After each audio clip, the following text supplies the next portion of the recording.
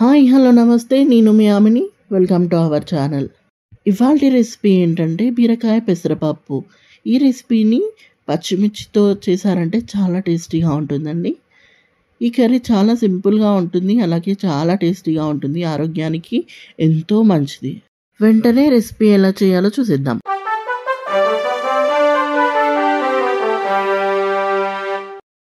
ముందుగా కావలసిన పదార్థాలు: బీరకాయలు, పెసరపప్పు, టమాటా, పచ్చిమిర్చి, ఉల్లిపాయ, అల్లం వెల్లుల్లి పేస్ట్, పసుపు, నూనె, కొత్తిమీర. ముందుగా పెసరపప్పును ఒక 2 times మంచిగా వాష్ చేసుకొని ఒక 1/2 hour పాటు వాటర్ పోసుకొని నానబెట్టుకోవాలి. ఈ కర్రీలోకి మనకు పచ్చిమిర్చి పేస్ట్ కావాలి కాబట్టి పచ్చిమిర్చిలో అలాగే ఒక 5 ఎల్లిపాయలను తీసుకొని కచ్చాపచ్చగా దంచి పక్కన పెట్టుకోవాలి. ముందుగా స్టవ్ మీద ప్యాన్ పెట్టుకొని ప్యాన్ హీట్ అయిన తర్వాత అందులో 2 tablespoons ఆయిల్ వేసుకోవాలి.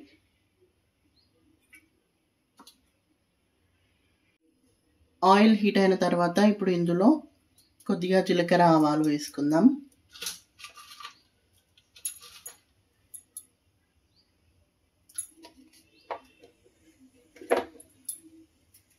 జీలకర్ర ఆవాలు వేసుకున్న తర్వాత అందులో చిన్న చిన్న ముక్కలుగా కట్ చేసి పెట్టుకున్న ఆనియన్స్ వేసుకొని వేయించుకుందాం. ఇలా ఆనియన్స్ వేయుతున్నప్పుడు ఇందులో మనం ముందుగా దంచి పెట్టుకున్న పచ్చిమిర్చి పేస్ట్ వేసుకుందాం.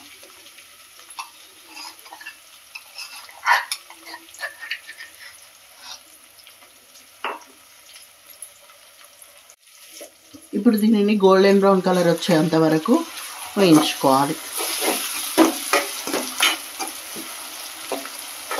ఇలా కలుపుతూ గోల్డెన్ బ్రౌన్ కలర్ వచ్చేంత వరకు స్లోగా వేయించుకోవాలి. చూసారు కదా, ఈ కలర్ చేంజ్ అయ్యేంత వరకు వేయించుకున్న తర్వాత ఇందులో కొద్దిగా అల్లం వెల్లుల్లి పేస్ట్, అలాగే 1/2 teaspoon పసుపు, ఇవి రెండు వేసి పచ్చివాసన పోయేంత వరకు వేయించుకోవాలి.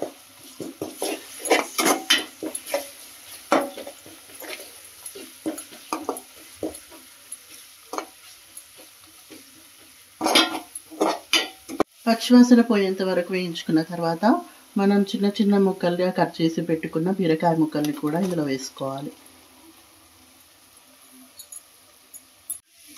బీరకాయ ముక్కల్ని వేసుకున్న తర్వాత ఒకసారి మంచిగా ఇలా కలుపుకోవాలి బాగా.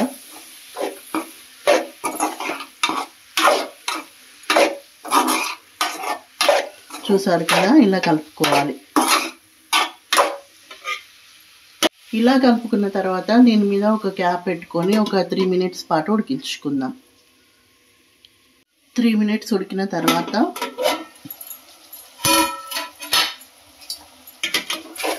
ఇలా ఒకసారి కలుపుకోవాలి. ఇలా కలుపుకున్న తర్వాత ఇందులో పెసరపప్పు వేసుకుందాం.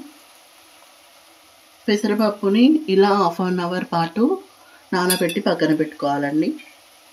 ఎందుకంటే తొందరగా ఉడికిపోతుంది పెసరపప్పు ఇలా నానబెట్టి పక్కన పెట్టుకోవడం వల్ల.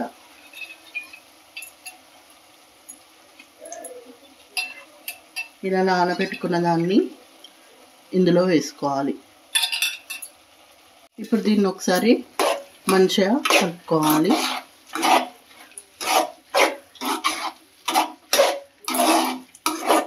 ఇలా కలుపుకున్న తర్వాత దీన్ని కూడా క్యాప్ పెట్టుకొని ఒక 2 minutes పాటు ఉడికించుకోవాలి. పప్పు అనేది ఒక 2 minutes ఆయిల్లో ఉడికిన తర్వాత ఇప్పుడు ఇందులో టమాటాలు కూడా వేసుకుందాం. 1/2 kg బీరకాయలకి ఒక 3 టమాటాల వరకు అయితే దీంట్లోకి సరిపోతుందండి. ఇప్పుడు దీనిని ఒకసారి మొత్తం కలుపుకోవాలి. ఇలా కలుపుకున్న తర్వాత ఇందులో 2 tablespoons సాల్ట్ వేసుకుందాం.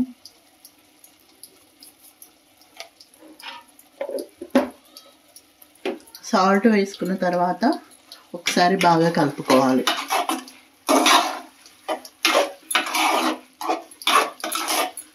ఇలా బాగా కలుపుకొని ఒక 5 మినిట్స్ పాటు లో ఫ్లేమ్లో ఉడికించుకోవాలి. ఇలా గ్యాప్ పెట్టుకొని ఒక 5 మినిట్స్ పాటు లో ఫ్లేమ్లో ఉడికించుకుందాం.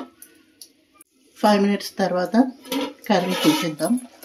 చూసారు కదా, ఆయిల్ పైకి తేలి కొద్దిగా ఉడికిపోయింది. ఇప్పుడు ఇందులో కొంచెం కొత్తిమీర వేసుకుందాం. అలాగే కర్రీకి తగినన్ని వాటర్ పోసుకుందాం.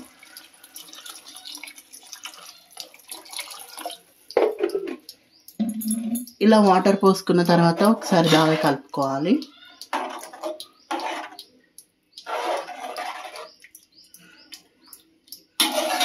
ఇలా కలుపుకున్న దాన్ని లో ఫ్లేమ్లో ఉంచి ఒక 10 మినిట్స్ పాటు క్యాప్ పెట్టుకొని ఉడికించుకోవాలి. 10 మినిట్స్ తర్వాత కర్రీ మంచిగా ఉడికిపోయి రెడీ అయి ఉంటుందండి. చూడండి, ఆల్మోస్ట్ రెడీ అయిపోయింది. దీన్ని ఒకసారి మంచిగా కలుపుకోవాలండి. ఇలా కలుపుకున్న తర్వాత దీనిలో లాస్ట్లో కొద్దిగా కొత్తిమీర చల్లుకుందామండి.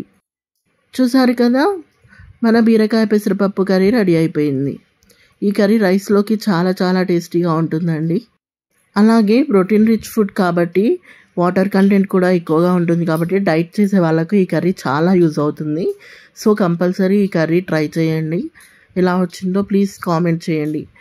మీకు ఈ వీడియో నచ్చితే ఒక లైక్ చేయండి. మీ ఫ్రెండ్స్తో ఈ వీడియోని షేర్ చేసుకోండి. Thank you for watching. Please do like, share and subscribe. నేను మీ ఆమిని. తిరిగి మళ్ళీ ఇంకో వీడియోతో కలుద్దాం. అప్పటి వరకు బాయ్.